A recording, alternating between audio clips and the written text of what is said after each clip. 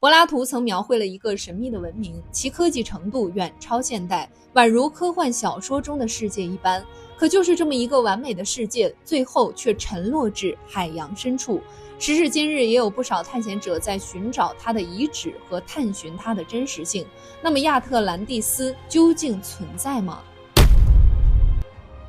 而如今的印第安文明留存作品中，记述了人类文明的发展过程。相传地球上曾出现过4代人，第一代人来自天上，最终因饥饿而死；第2代人则是在巨大的水灾中灭亡；第3代人是因为自相残杀而亡；最后又出现了第4代人，而这一代人则是死于洪灾。在洪灾出现之前，地球上有一片具有高度文明的大陆，在洪灾当中，这片大陆沉在了大西洋，昔日辉煌璀璨的文明毁于一旦。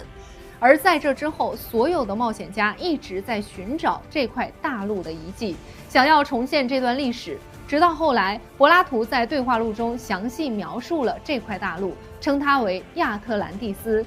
根据柏拉图的描述，亚特兰蒂斯大陆中部是一块大平原，各种动物、矿产、植物应有尽有，大陆之上则是各种各样的宫殿。除此之外，还有环形的岛屿以及运河，可谓是人间天堂。而亚特兰蒂斯文明最厉害的却不止这些建筑。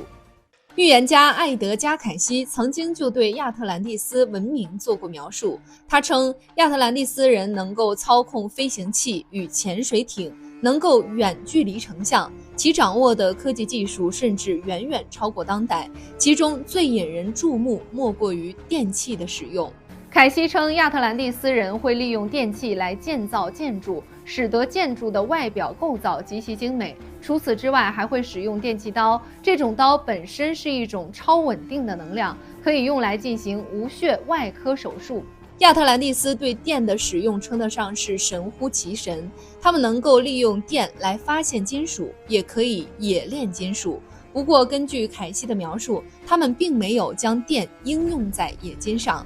除了电气工程的应用，亚特兰蒂斯的其他技术也是神乎其神，例如橡皮制作的航天器，以及用声波所制造的交通工具等等，这足以证明亚特兰蒂斯的先进文明。可有着如此强大文明的亚特兰蒂斯为何会覆灭呢？对于亚特兰蒂斯文明的消失，后人们众说纷纭。在柏拉图的描绘中，亚特兰蒂斯随着文明程度的发展，国家内部逐渐迎来腐败，并且还发动了面向全世界的战争。正是这种背弃上帝的行为，惹得天神震怒，随即就对这片大陆实施惩罚，大量海水涌来，将这片大陆淹没。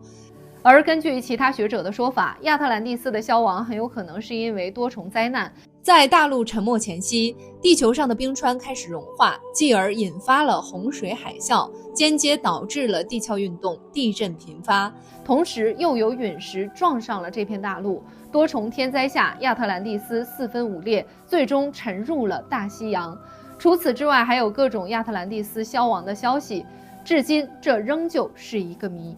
不过事实上来看，亚特兰蒂斯真正存在的证据也是非常匮乏的，它更像是人类对先进文明的幻想，指引着我们朝着更好的方向发展。